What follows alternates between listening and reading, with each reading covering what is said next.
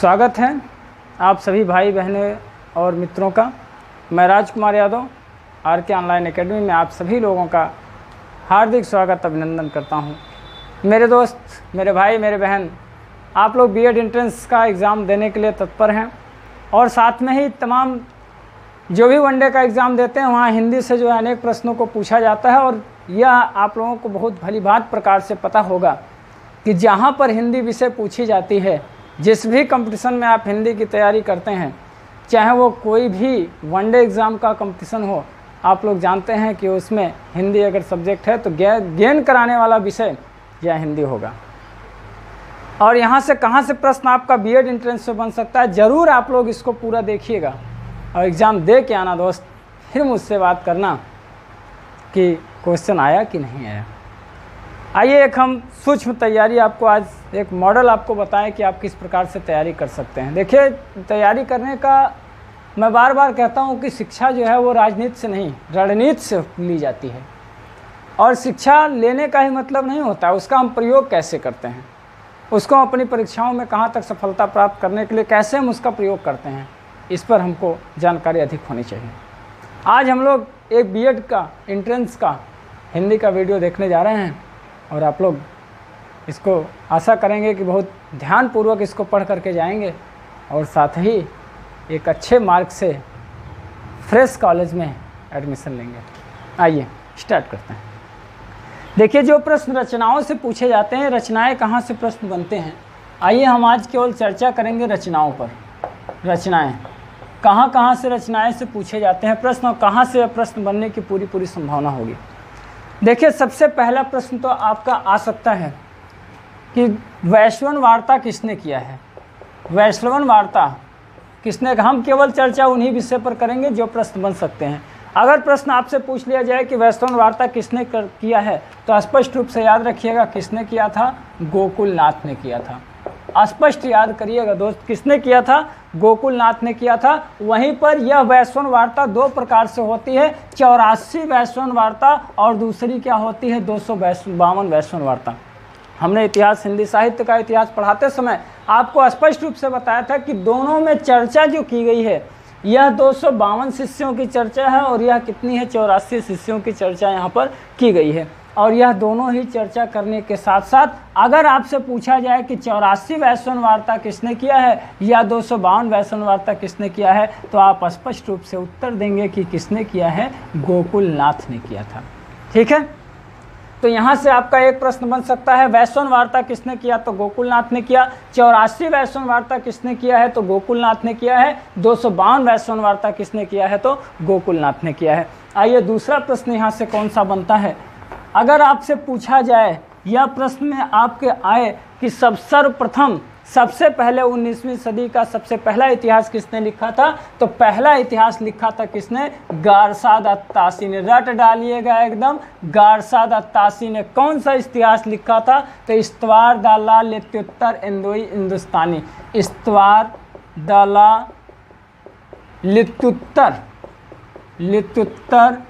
इंदोई हिंदुस्तानी। इस्तवार दाला लित्युत्तर इंदोई हिंदुस्तानी, यह इतिहास किसने लिखा, गारसादा ताशी के द्वारा लिखा गया।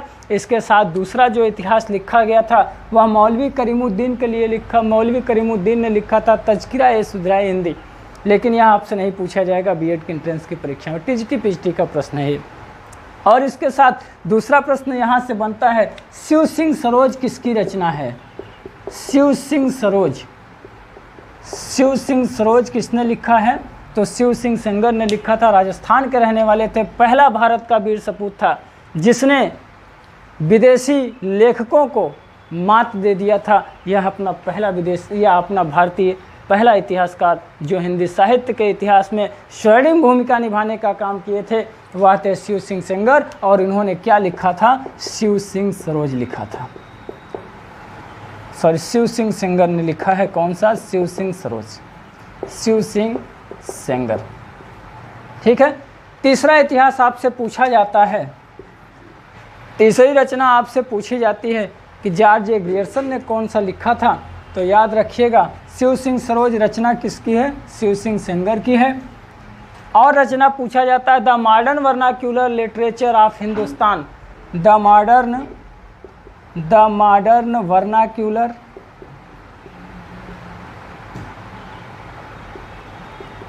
Literature of Hindustan, literature of Hindustan, यह रचना किसकी है? तो यह रचना जो लिखी गई थी the modern vernacular literature of Hindustan, यह लिखने वाला इतिहासकार था जॉर्ज ए ग्रियर्सन। किसने लिखा था? George A Grierson. सच्चे अर्थों में जाना जाने वाला पहला भारत का इतिहास कौन सा लिखा गया था? तो the modern vernacular literature of Hindustan. और ध्यान रखिएगा यह इतिहास जो लिखा गया था वह इंग्लिश भाषा में, अंग्रेजी भाषा में इसको जो है लिखा गया था। और लिखा किसने था? George Ibrahim Grierson. इनका पूरा नाम था जॉर्ज इब्राहिम ग्रियर्सन। 3 रचनाएं तो एकदम आप ध्यान में रखिएगा। सबसे पहला वैष्णव वार्ता किसने किया है? तो वैष्णव वार्ता करने का काम किया था गोकुलनाथ ने। 2 प्रकार की वैष्णव वार्ता हुई, 84 शिष्यों की वैष्णव वार्ता और 252 शिष्यों की वैष्णव वार्ता। 84 शिष्यों की जो वैष्णव वार्ता हुई यह भी गोकुलनाथ ने किया। 252 शिष्यों की जो वैष्णव वार्ता हुई यह भी गोकुलनाथ ने किया है। शिव सिंह सरोज किसकी रचना है? तो शिव सिंह सेंगर की है। ये हमने स्पष्ट रूप से आपसे बताया कि देखिए जब ये गारसा द ताशी इतिहास को लिख रहे थे तो इन्होंने जो है इतिहास जब वर्णन किया तो इन्होंने यह बताने का काम किया जो है कि भारत में जो 738 कवियों का वर्णन किया था इसने, और जिसमें दिखाने का प्रयास कर रहा था कि भारत में हिंदी नाम की कोई भाषा नहीं है। बहुत लंबा हम चर्चा इस पर नहीं करेंगे, केवल आपको नाम बताना है कि कौन कौन सा प्रश्न पूछा जाएगा, नहीं तो बताता पूरा। या हिंदी साहित्य के इतिहास की क्लास में कभी आप आइए तो हम देखिए आपको एकदम मज़ा आ जाता है पढ़ने में, और वास्तव में लगता है कि भारत के इतिहास से एक ऐतिहासिक शुरुआत हुई थी। और उसमें जब इसने लिख करके दिखाना चाहा कि भारत में कोई ऐसी चीज़ नहीं है, अर्थात भारत में हिंदी जैसी कोई भाषा नहीं है, जवाब देने वाला कोई अगर पहला भारत का व्यक्ति था तो वह कौन था? शिव सिंह सेंगर थे। शिव सिंह सेंगर ने सहस्त्र कवियों का वर्णन किया था, 1000 कवियों का वर्णन किया और कहा कि पूरी धरती पर रौंद डाला मैं, तुम तो केवल हिंदुस्तान में खोज रहे थे, मैं पूरी धरती पर रौंद डाला, लेकिन मुझको जो है हिंदी के अलावा कोई दूसरा कवि नहीं मिला। मात दे दिया, मात। ये हमारे कौन था? भारत का प्रथम कवि स्वर्णिम, जिसको हमेशा जब तक ये धरती पृथ्वी हिंदी भाषा रहेगी, पढ़ने वाला साहित्यकार या लिखने वाला साहित्यकार या पढ़ने वाला हिंदी साहित्य को छात्र हमेशा नमन करेगा। किसको? शिव सिंह सेंगर को। आइए आगे बढ़ते हैं। नेक्स्ट रचना जो आपकी बन सकती है यहाँ से, यह सभी आपकी देखिए 19वीं सदी की रचनाएं हैं और यहाँ से प्रश्न जो है पूछे जा सकते हैं। इसके साथ में देखिए आपका जो पूछा जाएगा वह पूछा जाएगा मिस्र बंधु विनोद। मिस्र बंधु विनोद, हमारे साथ आप कापी और पेन रखिए, इसको जो है नोट भी कर लीजिए।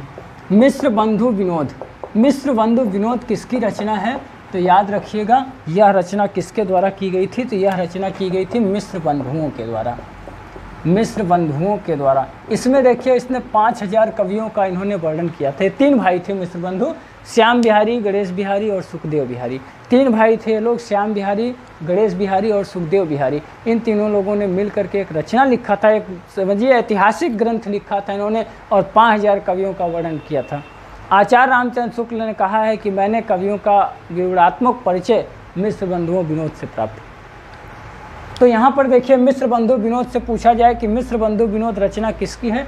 तो मिस्र बंधुओं की है। मिस्र बंधुओं 3 भाई थे, श्याम बिहारी, गणेश बिहारी और तीसरे कौन थे? सुखदेव बिहारी। इसके बाद एक रचना देखिए सबसे महत्वपूर्ण, most important for your examination in BEd BEd entrance. यहाँ से पूछा जाएगा कि हिंदी साहित्य का इतिहास, हिंदी साहित्य का इतिहास किसने लिखा है? तो हिंदी साहित्य का इतिहास सबसे पहले लिखने का अगर किसी ने काम किया है या पुस्तक का नाम है तो वह आचार्य रामचंद्र शुक्ल ने किया है। देखिए यहाँ से 2-3 प्रश्न बन सकता है। आचार्य रामचंद्र शुक्ल ने किया है, नोट कर लीजिएगा इसको एकदम। आचार्य रामचंद्र शुक्ल ने कौन सा इतिहास लिखा है? तो हिंदी साहित्य का इतिहास लिखा है। एक प्रश्न यहाँ से ये बनता है। दूसरा प्रश्न बनता है कि इन्होंने किस भूमिका से लिखना प्रारंभ किया था, या इनकी जो सब भूमिका थी वह कौन सी थी, या किस शब्द से इन्होंने लिखना शुरू किया था? तो वह शब्द क्या था? शब्द सागर था। शब्द सागर से इन्होंने लिखना शुरू किया था। और तीसरा बात यह पूछा जाता है कि पत्रिका किस पत्रिका पर आधारित था, सबसे पहले किस पत्रिका में इसको प्रकाशित कराया गया था? तो स्पष्ट रूप से याद कर लीजिए, नागरी प्रचारणी सभा काशी, यह जो है काशी से जो है संचालित की जाती थी। यह पत्रिका काशी से संचालित की जाती थी और सबसे पहले आचार्य रामचंद्र शुक्ल ने जो है इसमें अपना हिंदी साहित्य का इतिहास शब्द सागर से लिखना जो है प्रारंभ किया था। यहाँ से आपके 3 प्रश्न। अच्छा, एक चीज़ और ध्यान रखिएगा, किस सन में प्रकाशित किया गया था? तो 1929 में। यहाँ से देखिए सन भी इसका पूछा जाता है, कौन इसके साहित्यकार हैं उसको ही पूछा जाता है, इन्होंने जो है किस शब्द से इसको लिखना प्रारंभ किया था? तो शब्द सागर से किया था। और कौन सी ये पत्रिका पर आधारित था? तो नागरी प्रचारिक सभा काशी पर यह जो है आधारित था। आगे आइए, आगे देखते हैं, इसको नोट कर लीजिए आप लोग, साथ ही साथ आगे देखते हैं इसको और कहाँ से देखिए इसके प्रश्न जो है बनने की पूरी संभावना होती है। इसके साथ यह भी ध्यान रखिएगा कि आचार्य रामचंद्र शुक्ल ने, क्योंकि देखिए सबसे पहले अगर जो है हिंदी साहित्य के इतिहास को बांटने का अगर किसी ने काम किया था तो वह बांटने वाले थे George A Grierson. Ibrahim Grierson ने जो है बांटा था इसको और कई भागों में इसको बांट दिया था। और यहीं से फिर इसी में सुधार करके, एक तरह से आप कहिए कि सुधार करके या नवीनीकरण करके आचार्य रामचंद्र शुक्ल ने उसको जो है एक सही दिशा में बांटने का काम किया था। और बांटा किसमें था? आदिकाल, रीतिकाल, भक्तिकाल, आधुनिक काल। आदिकाल को जो है अपनी सुविधा के लिए हम लोग जो है 7 भागों में जो है डिवाइड कर लेते हैं या बांट देते हैं। वे 7 भाग जो थे वह अभ्रंश साहित्य था, सिद्ध साहित्य था, जैन साहित्य था, नाथ साहित्य था, रासो साहित्य था, लौकिक साहित्य था और गद्य साहित्य था। यह 7 भागों में इसको जो है बांट दिया गया था। आगे चल करके जो है भक्ति काल को जो है स्वर्ण युग भी कहा गया है और आदिकाल को जो है कई नामों से जाना जाता है जिसको पूछा जाता है प्रश्न। और उसके साथ अब भक्ति काल को देखिए 2 भागों में बांट दिया गया, निर्गुण काव्य धारा और सगुण काव्य धारा। निर्गुण काव्य धारा को 2 भागों में बांटा गया, ज्ञानाश्रयी शाखा और प्रेमाश्रयी शाखा। और वहीं पर जो है सगुण काव्य धारा को जो है 2 भागों में बांट दिया गया, राम भक्ति शाखा और कृष्ण भक्ति शाखा। फिर वहीं पर देखा जाए तो रीतिकाल आता है और रीतिकाल को जो है 3 भागों में बांटा गया, रीतिबद्ध, रीति सिद्ध, रीति मुक्त। 3 भागों में बांट दिया जाता है किसको? रीतिकाल को। फिर उसके बाद आपका आता है आधुनिक काल। आधुनिक काल में जो है भारतेंदु युग, सबसे पहले जो है भारतेंदु युग का संस्थापक किसको कहा जाता है? तो यहाँ से प्रश्न एकदम स्पष्ट रूप से आता है, तो आप याद रखिएगा भारतेंदु युग का संस्थापक किसको कहा जाता है? तो भारतेंदु हरिश्चंद्र को कहा जाता है। भारतेंदु हरिश्चंद्र को जो है किस उपाधि से नवाजा गया था? तो वह हरिश्चंद्र उपाधि से उनको जो है नवाजा गया था। और उनकी पत्रिका पूछी जाती है, पत्रिका कौन सी थी? तो उनकी एक पत्रिका जरूर याद रखिएगा, भारतेंदु मैगनेज। इनकी जो है बहुत प्रसिद्ध पत्रिका, 2 पत्रिकाएँ थी इनकी। इसके बाद आपका आता है द्विवेदी युग। द्विवेदी युग के जो है प्रवर्तक कौन माने जाते हैं? तो स्पष्ट रूप से याद रखिएगा, महावीर प्रसाद द्विवेदी माने जाते हैं। और फिर इसके बाद आपका आता है छायावाद। छायावाद में देखिए कौन कौन माने जाते हैं? तो छायावाद के जो 4-3 स्तंभ जो है पूछे जाते हैं, जिसमें देखिए सुमित्रानंदन पंत, जयशंकर प्रसाद, महादेवी वर्मा। ठीक है, ये जो है इनके 4 स्तंभ जो है माने जाते हैं और चारों स्तंभ से जो है रचनाएं आपकी पूछी जाती हैं। फिर उसके बाद छायोत्तर काल आ जाता है। हम अगले वीडियो में आपसे जो है आदिकाल से लेकर के आधुनिक काल तक पूरी आपको चर्चा करेंगे और पूरा का पूरा रचना एक ही में समाप्त कर देंगे। आप लोग जो है बिल्कुल हमारे साथ आज रात को 8 बजे, आज शाम को 8 बजे आपका जो है लाइव क्लास चलेगा और लाइव क्लास में आप लोग जरूर जुड़िएगा। लाइव क्लास में जुड़ेंगे, आपकी पूरी रचनाएं जो है कम से कम एक ही वीडियो में आपको ख़त्म कर देंगे। आज और कल 2 दिन में हम जो है पूरा हिंदी का सिलेबस आपके सामने जो है रख देंगे। आराम से आप लोग पढ़ के जाइएगा, कोई किताब कोई पुस्तक छूने की ज़रूरत नहीं है। आप एग्ज़ाम दे करके आइएगा, फिर हमसे कहिएगा कि सर आपने क्या हमको बताया था, फिर आपसे मिलेंगे। ठीक है ना, धन्यवाद।